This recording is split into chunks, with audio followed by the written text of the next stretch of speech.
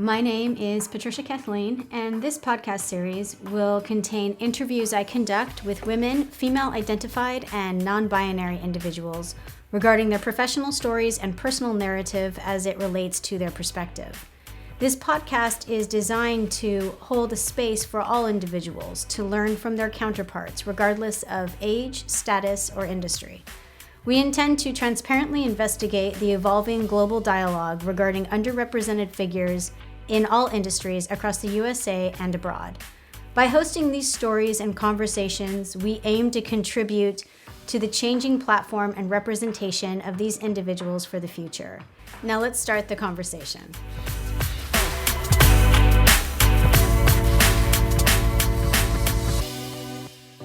Hi, everyone, and welcome back. I'm your host, Patricia, and today I am sitting down with Ariel Garten. Ariel is the founder of Muse, which is a tech startup, a device that gives you real-time feedback during and post-meditation. You can locate it online at www.choosemuse.com. Welcome, Ariel. Thank you, Patricia. It is a joy to be here. I'm excited to climb through what you're doing. I'm really excited to have you on today. For everyone listening, I will read a brief bio on Ariel. Before I do that, though, a quick roadmap of today's podcast will follow the trajectory that all of those in these series do. Namely, we will first unpack Ariel's academic and brief professional life so that we have a basis of a platform of understanding where she came to developing Muse. Then we will look at unpacking Muse and the device, what it does, the data that it captures. We'll also get into the nuts and bolts of her enterprise, which is the who, what, when, where, why, and how for all of you entrepreneurs out there. You guys like to hear about foundership, funding. We'll get into all of those logistics, and then we'll turn our efforts towards looking at the ethos and kind of the philosophy behind the company. Then we'll look towards goals that Ariel might have towards the next 1 to 3 years, how she's kind of reconceptualizing goals, though that dialogue has changed for a lot of you given the recent pandemic, and it's interesting to hear for all of us about that change. And then we will wrap everything up with advice that Ariel may have for those of you who want to get involved in what she's doing or perhaps emulate some of her career success. So a quick bio on Ariel before I start peppering her with questions. Ariel Garten is probably one of the most interesting people you will meet. She is a psychotherapist, neuroscientist, mom, former fashion designer, and the female founder and visionary of an amazing and highly successful tech startup, Muse. Muse tracks your brain during meditation to give you real-time feedback on your meditation, guiding you into the zone and solving problem most of us have when starting a meditation practice. Muse lets you know when you are doing it right, when Ariel is not reading brains literally or investing in, inspiring and advising other tech startups and women in biz. You can find her on stages across the world, from TED to MIT to South by Southwest. She inspires people to understand that they can accomplish anything they want by learning what goes on in their own mind. Ariel is also the co-host of the Untangle Podcast. So, Ariel, I want to climb through all of that. You have such a prolific history, and what isn't in your bio that I do know from our research is that you have even more history on the back end before Muse was into reality. So I'm hoping right now you can unpack some of your professional and academic background to develop like your own personal platform. Sure.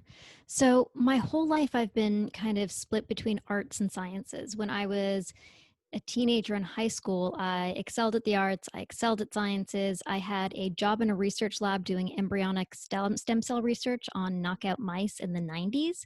And I also had a tiny clothing line that I sold on consignment to stores in downtown Toronto where I lived.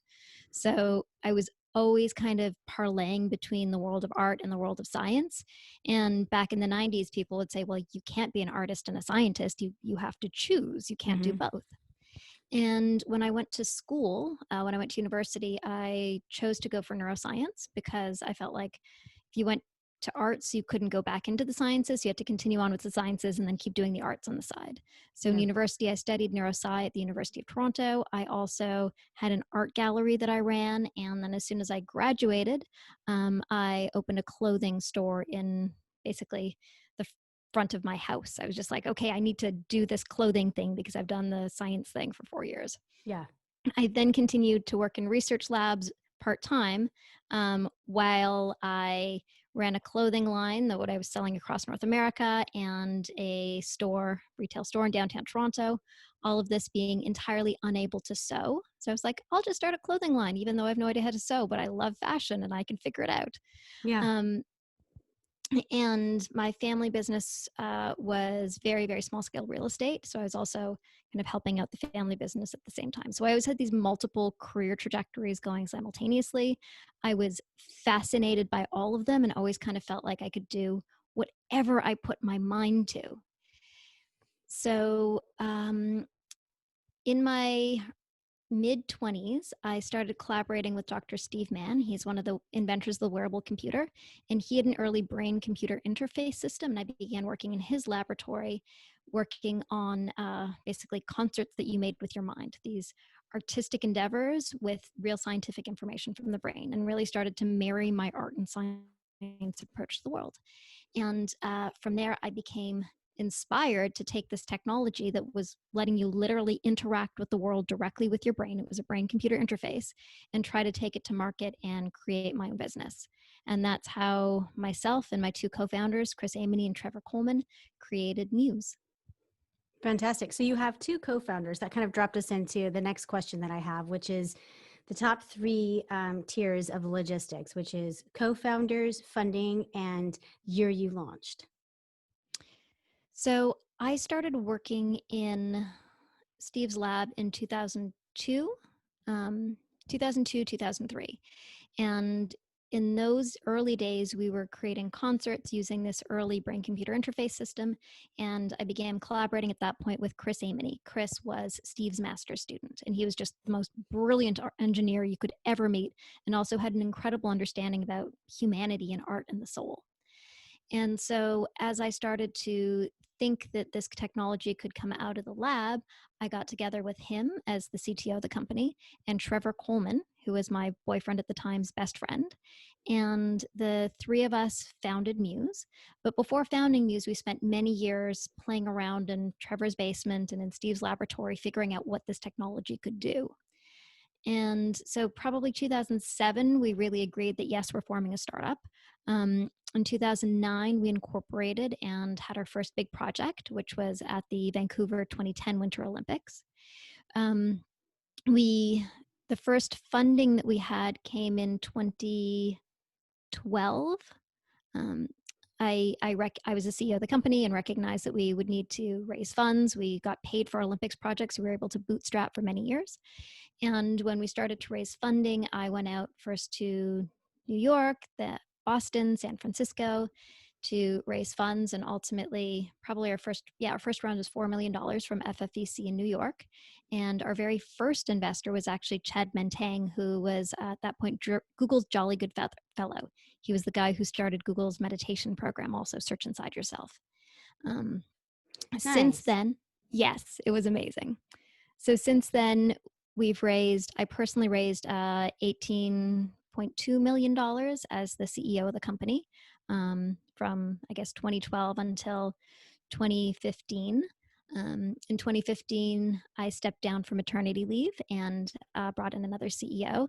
And to date, the company's raised probably around $30 million. Oh, wow. That is amazing. What round are you guys on? Moving into round C. Brilliant.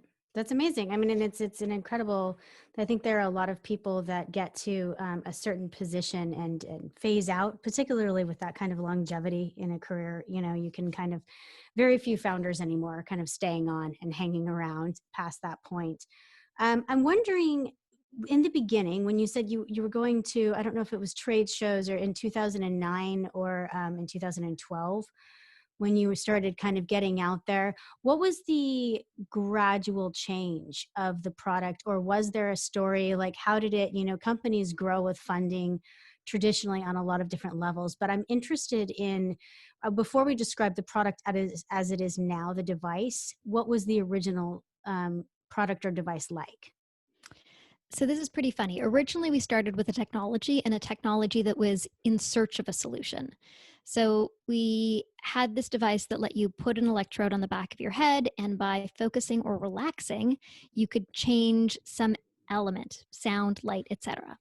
So initially we thought we were going to go after thought-controlled computing. As you shifted your brain state, it would allow you to control the lighting in a room or control, a cursor on your computer screen.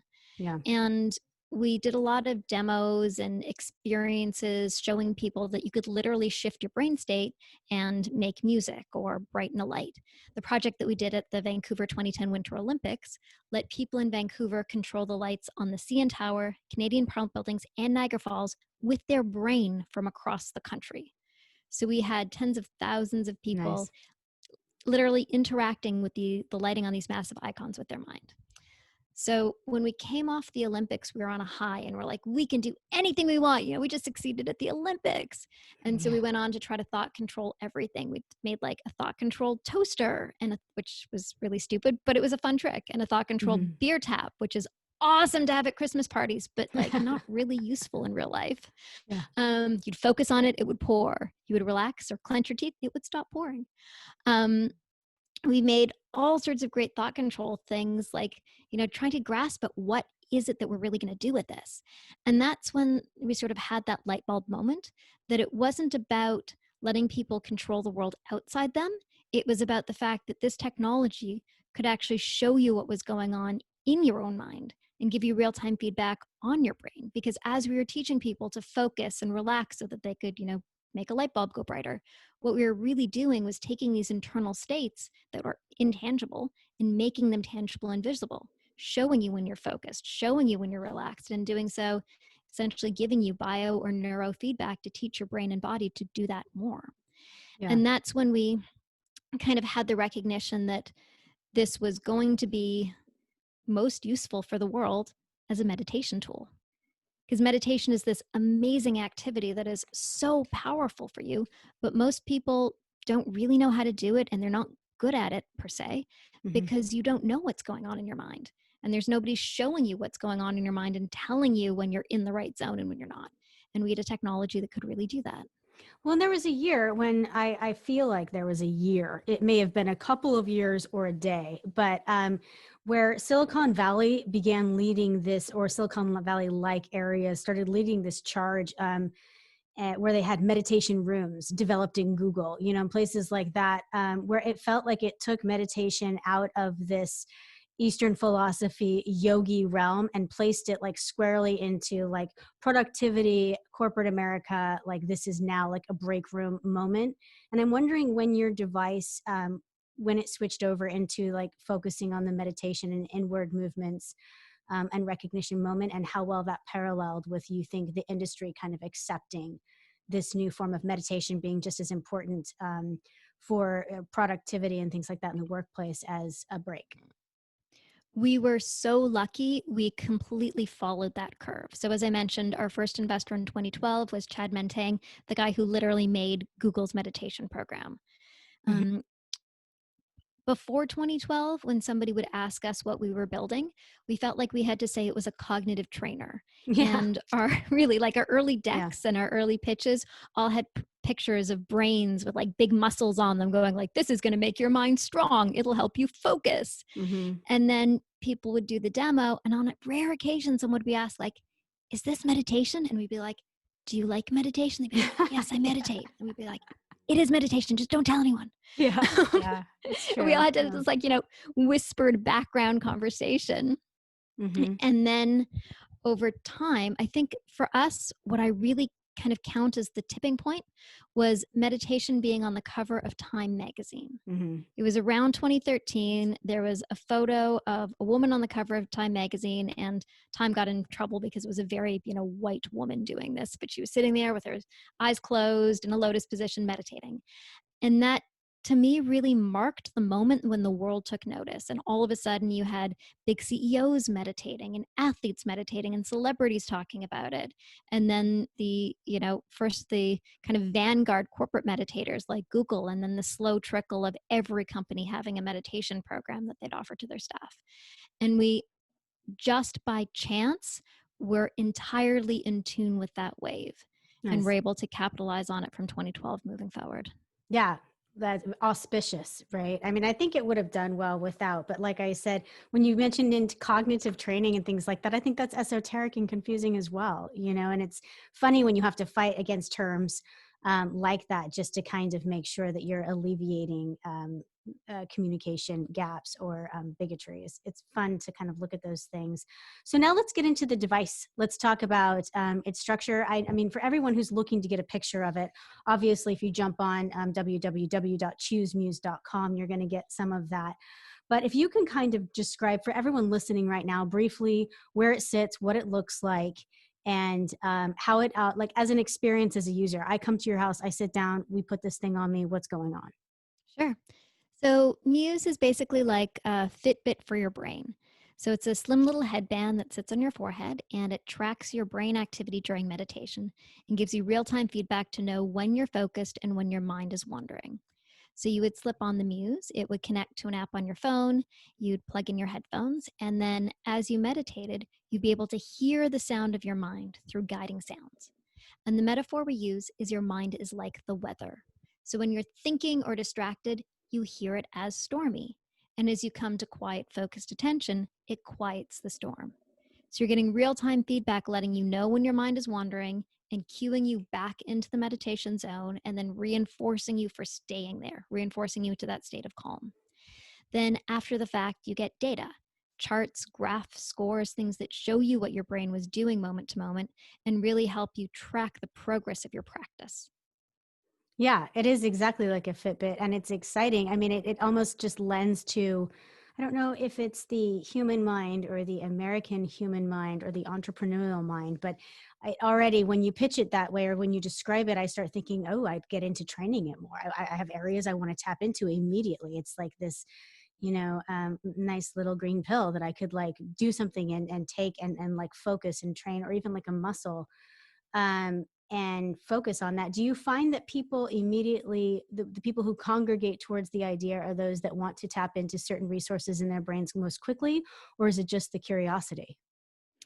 People come from both directions. So, people who are performance oriented obviously love the performance aspect of it that you can measure and through measure improving. There are people who are very experienced meditators and they come at this more from the perspective of being a consciousness explorer, of understanding the process of the mind, of being able to hone the observation of the mind through a new mirror on their internal state.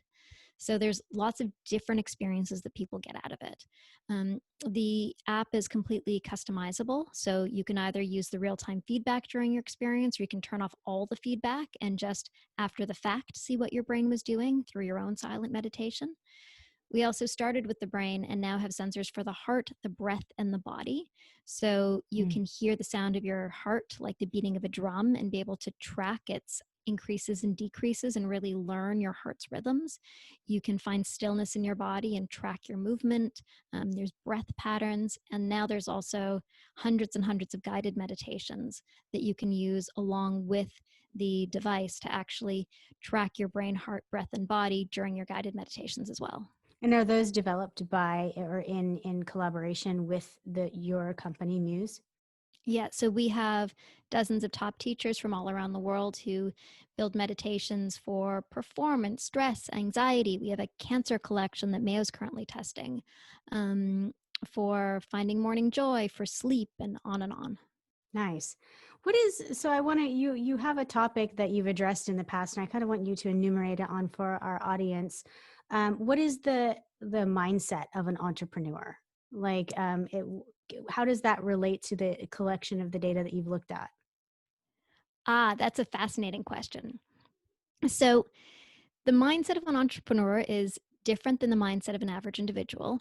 And the mindset of an entrepreneur has to be one that A, is willing to handle a whole lot of risk, and B, is able to have emotional flexibility, because being an entrepreneur, you have so many demands on you, and a lot of those are emotional demands. You're at the high of success, you're at the low of your business crash, and you're at the moment before funding. So you need to be able to navigate all those smoothly. And you are typically not afraid in the same ways that other people are afraid. This goes back to the risk piece. So one of the things that I noticed in myself with the mindset of an entrepreneur was that I really believed I would be able to accomplish whatever I wanted. And, occasionally I'd have thoughts that come into my mind, like we all do, of like, oh, that's going to be too hard. You're not good enough. Somebody will judge you for it. But I was very easily able to overcome those thoughts. I was very easily able to say, you're just a thought. That doesn't matter. I'm not going to let that hold me back. And I was able to move out into the world without really being held back by a fear that something wouldn't work, without being held back by the thoughts in my own mind. And Yeah. I think that's a fundamental feature of entrepreneurs, because the people who aren't entrepreneurs are the people who have a great idea and then just get overwhelmed by the thought of doing it, get Mhm. bogged down in the feelings that it won't work, get held back and not knowing what to do next. Yeah. Whereas an And entrepreneur will just move with it. so how would an entrepreneur most quickly utilize Muse? What would be, do you think, one of the first steps of using it? Is it just articulating areas that they could tap into through meditation? Or what do you think, given, the dialogue you just created about the entrepreneurial personality and mindset, how would it be most beneficial or collaborated with using Muse right off the bat? Sure. So we have literally hundreds and hundreds of entrepreneurs that use Muse, and top CEOs, and CEOs will buy them for, their top executives and Muse together. So it's something that entrepreneurs have really tapped into. So one of the reasons is the idea that the thoughts in your head don't need to govern how you live. So most of us just Mm. have the thoughts in our head and we assume that they're supposed to be there, like, oh, this isn't going to work out, or I'm not good enough, or, this is going to be too big for me. And we just assume that that's the truth because that's the thought in our head. As an entrepreneur, you learn how to move your mind away from those thoughts and overcome them by taking actions. And that's a big part of what Muse teaches you to do. Muse cues you when your thoughts are wandering, and then gives you a cue to say, hey, you don't need to follow that thought. You can come back and focus on the thing in front of you. You can move your mind away from that and focus instead on something you care about or the task in front of you. So it helps you shift into that mind state of possibility. It lets you move out of your negative thoughts and into a neutral space.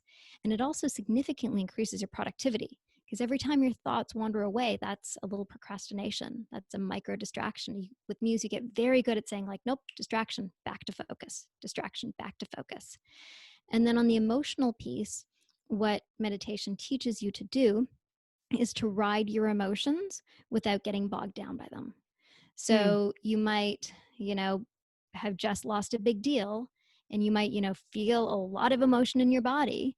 And what you learn to do with meditation is to observe that emotion, see the sensations and feel the sensations that it brings in your body without ramping the thought cycle in your head. So it's not like, oh my God, I just lost that deal. Oh my God, I feel terrible. Whoa, that's really bad. And cycle down. With meditation, you observe the sensations without getting sucked into the feelings in a way that's going to drag you down with a negative feedback loop between thought, feeling, thought, feeling, thought, feeling. So as an entrepreneur, it becomes an incredibly valuable tool to ride through the lows and to let yourself relish the highs. And I'm interested about the feedback that it provides through the app, and collecting that data. What would the average user do with that feedback? Does it help growth? I mean, if you have the cues on, obviously there should be some in the moment change and change of mental status. But I'm wondering, accumulating that feedback, do you see how quickly you were able to return to focus and meditation? What would someone apply the feedback to, and what all is collected? Sure. So when you do a mind meditation, what you're looking at is the times when your mind has wandered and the times when you return. And we celebrate um, the ability to notice that your mind has wandered and to return back to a place of focused attention and calm. We also reinforce and celebrate staying in that calm spot. So it's okay that your mind wanders. All of our minds do. And what you want to do is say, like, nope, I'm going to come back to focus. And what you end up seeing over time is a graph that starts looking really jagged. You've got lots of, distractions and your mind's bouncing all over the place. And as you progress in your practice, that curve gets smoother and smoother and lower as you're spending more and more time in focus calm. So when you look back through your graphs, you can identify the things that trigger you, the kinds of thoughts that distract you, or the sounds that might have been in your environment. So you can become very aware of your internal state, and you can also really acutely see your progress over time. And you can then also see, okay, this was a great meditation today. What was I doing differently? What does this mean? How do I reinforce this in the future? Yeah. With the heart meditation, you're actually seeing when your heart rate increases and decreases moment by moment. And you're learning the things that will get your heart to speed up, things that cause you stress and anxiety, and things that get your heart to slow down.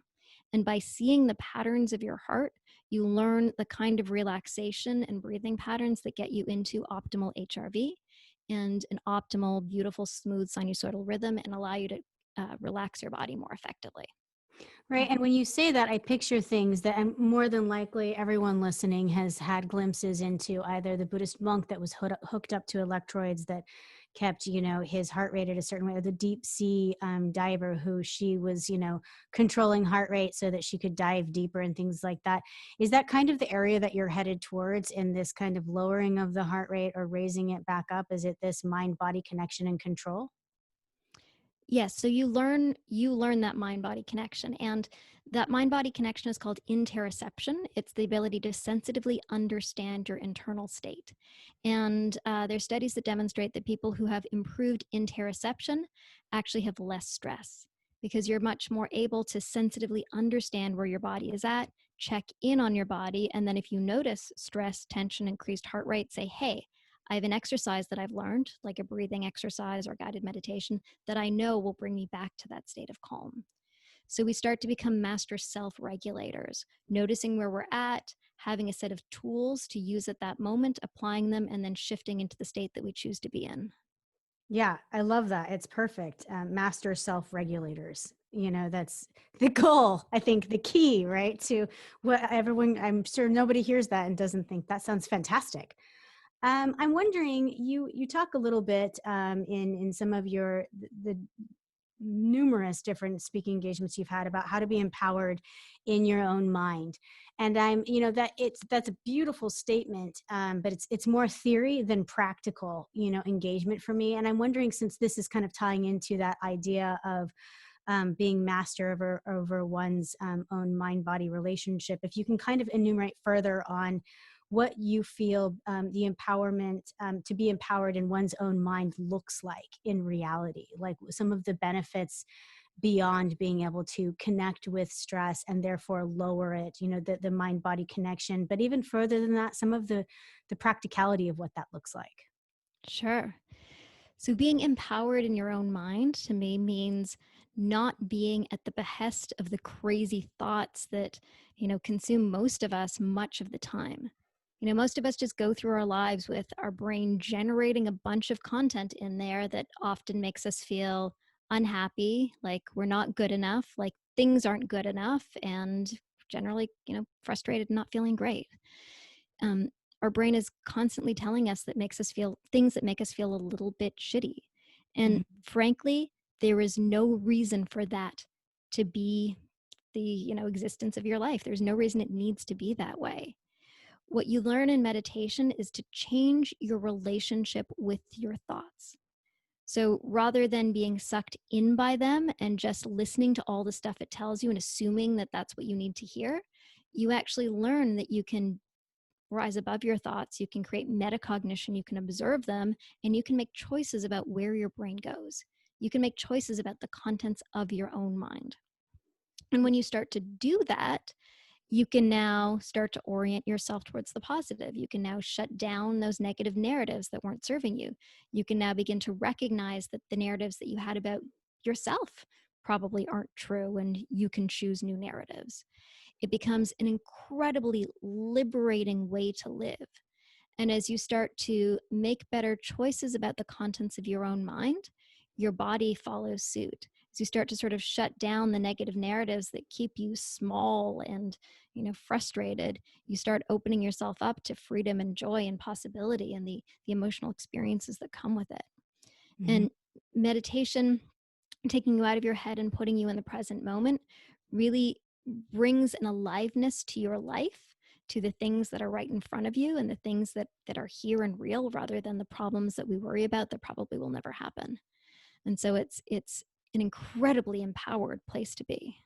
Yeah. And when you said, change the relationship with your own thoughts, a piece of me, I felt like a piece of that was a description, or that is rather a piece of a description of happiness, of the human condition. To change the relationship with your own thoughts is to change ones that are in disparate nature or causing discomfort. And so to change that back into something, it sounds like a control over one's own happiness, which is exciting to the human condition, across the globe. I don't think this just approaches one particular genre of person, though I'm sure that there are many that utilize it better than others. But changing the relationship with your own thoughts is a power that I think a lot of people come to when they start meditation and don't realize that will be one of the benefits, It's an extraordinary power. It makes such a difference in your life. Most of us are living in self-created jails in our own mind, Mm-hmm. getting caught up in thoughts that truly create our own suffering. And it just doesn't need to be that way. Yeah. Who are the clients that Muse has so far reached? You talked about CEOs and people that are really looking at it as, one of the jolly good fellow, he's brought it up with the Google meditation and stuff like that. But who else? Do you have industries or populations that have really tapped into being clients, and who do you see it going towards next? Sure. So there are literally hundreds of thousands of people that use Muse regularly. And it's from, moms and just awesome everyday people to corporates. So as I mentioned, we'll have CEOs that do it with their exec. We have corporate programs, healthcare. So we have over 200 studies that have been done with Muse, both as a meditation tool and as a clinical grade EEG. So we have, whole hospital systems that have been engaged in testing Muse. Mayo Clinic has written papers on breast cancer patients awaiting surgery using Muse. We have thousands of doctors and clinicians that recommend it to their patients.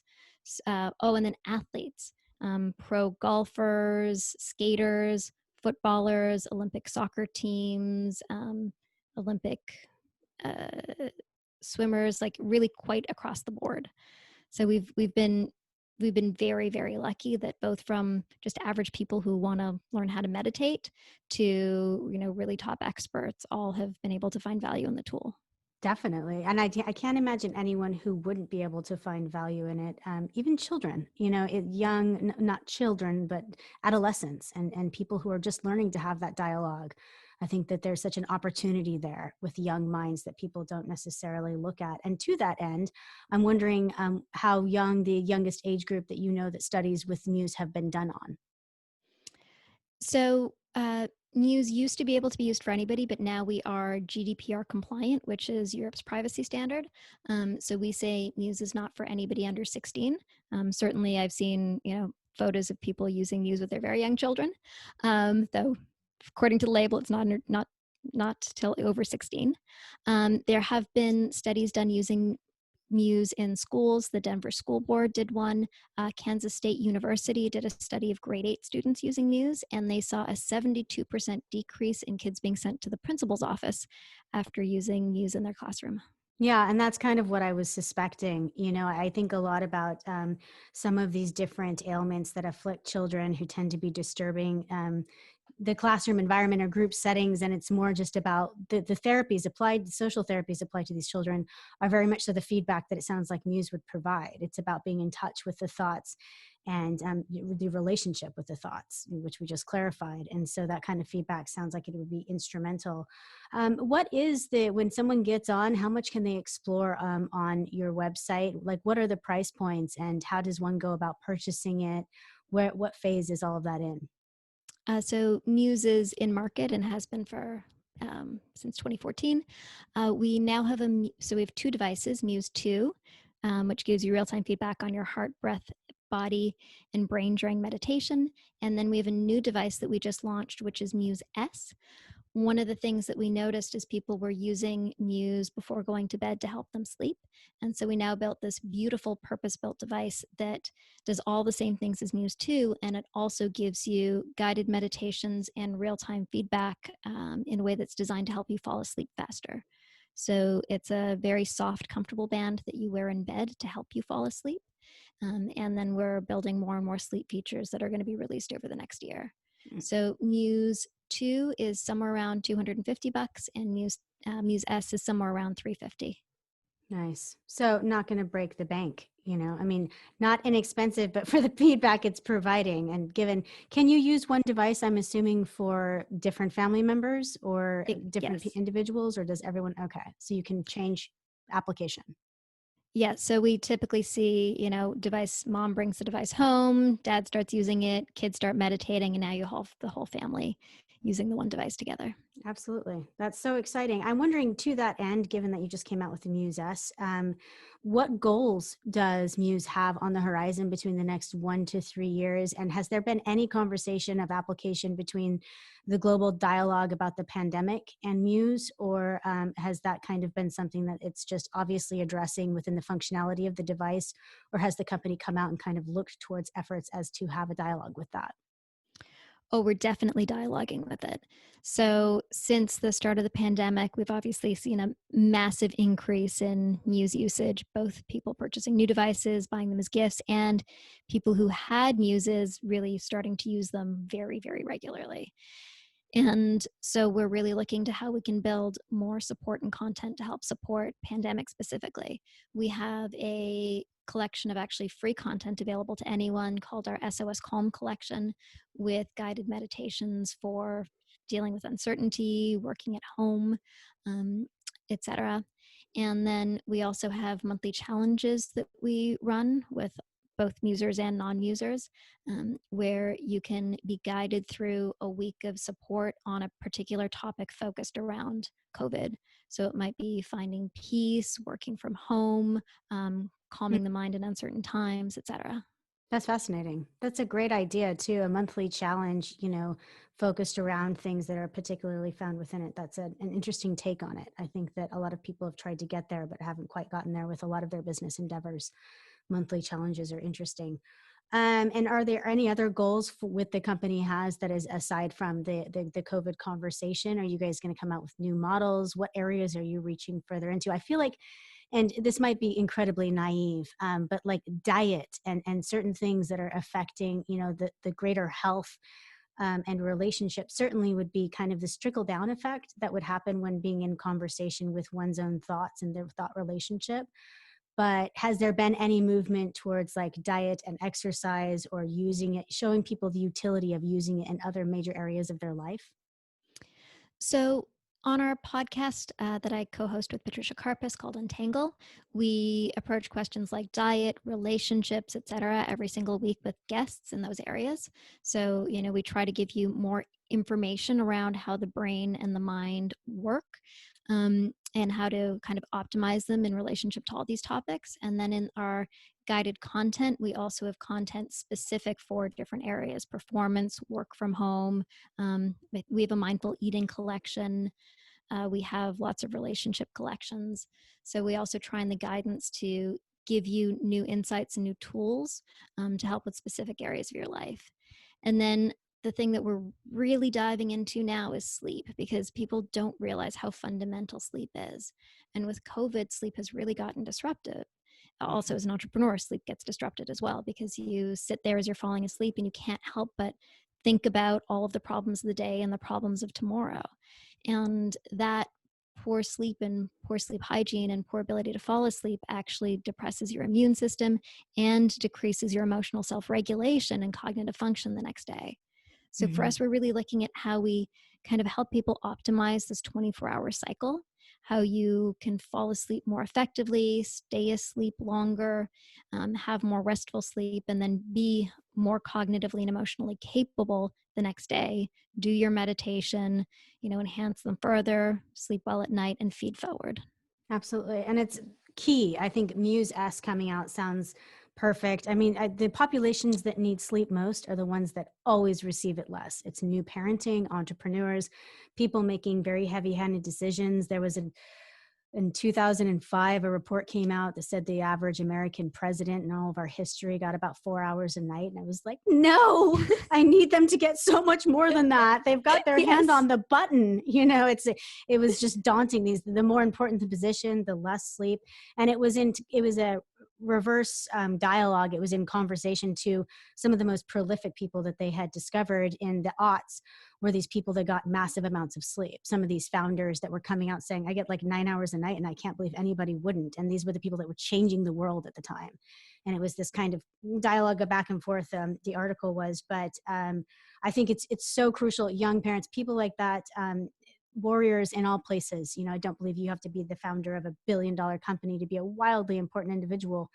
And those people in those high stress, high stakes environment are usually not getting sleep. And so I think that feedback is crucial. And I'm glad you brought up your podcast, because I'm wondering, I haven't had the opportunity to dive in and explore it more. And so for everyone listening, join me in that endeavor. It's called Untangled.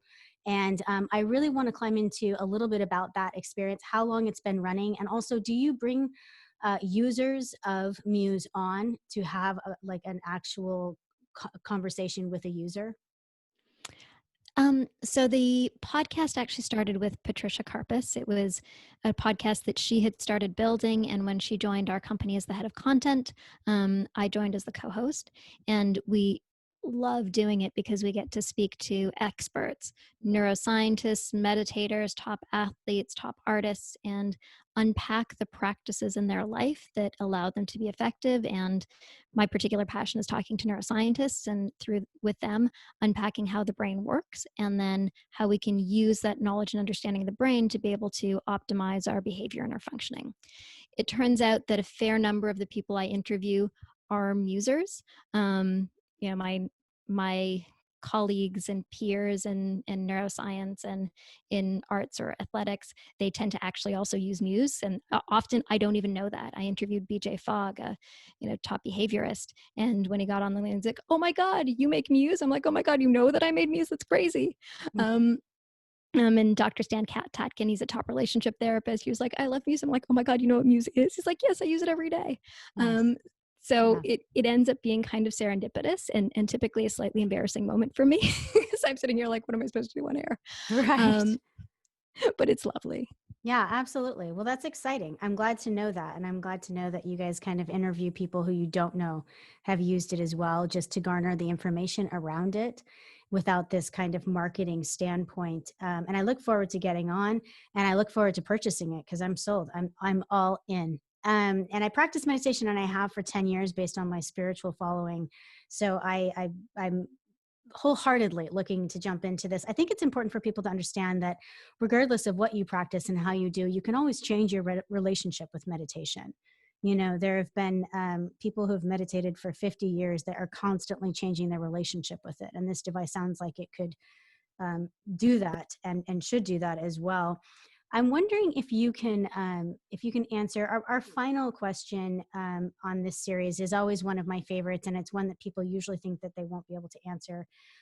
Perhaps given that your life has been dedicated to research and proffering up solutions, you'll be able to more easily than one often thinks. But if someone approached you tomorrow, and it's important, we didn't get into it today, but you also have a lot of dialogue about women in business. And I do want to circle back around one day and pepper you with that, because that's the platform that we run a lot of our series off at Patricia Kathleen Podcast. But if you were approached tomorrow by a woman or a female identified, a non-binary individual, essentially anyone other than a white cisgendered man, and the person said, listen, I started my career off in this wonderful science, and I've done a prolific amount of work there. And I'm thinking about launching this new device, this tech device feedback company. So something remarkably similar, perhaps not identical to what you've done, but they were headed that way. And they said, can you give me your top 3 pieces of advice? What would those top 3 pieces be, knowing what you know now? Sure, that's easy. So number 1 is you don't need to know everything.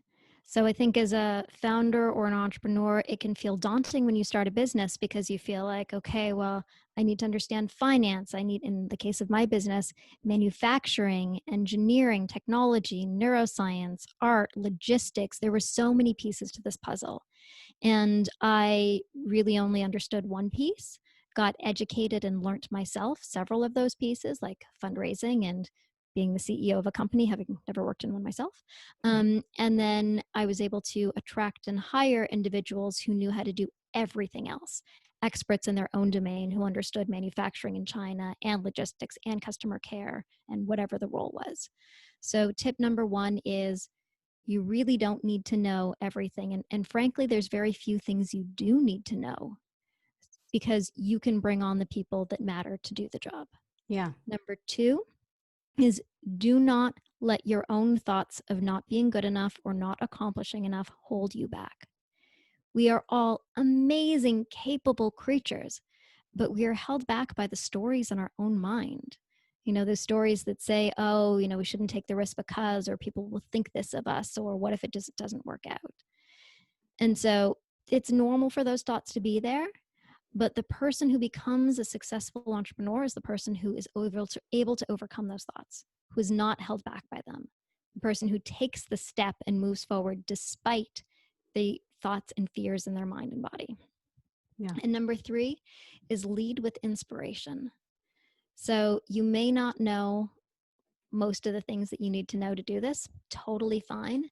But if you have an inspiring vision and you're able to articulate it, and that inspiring vision is going to make the world better in some way, people will want to come along and join you and follow you and work with you and work for you and bring this vision to life together.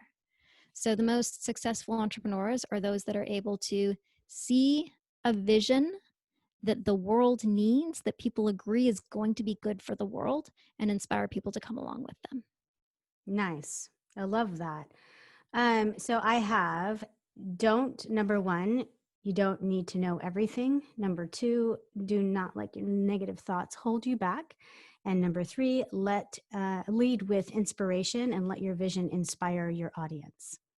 And I have to say that as you said those things, as silly or interesting as it sounds, I feel like if your device Muse could speak, it would say that's exactly what it does. Oh, thank you. So yeah, I think that you've got an attunementship with what your craft and your knowledge have all developed in this embodiment of the device.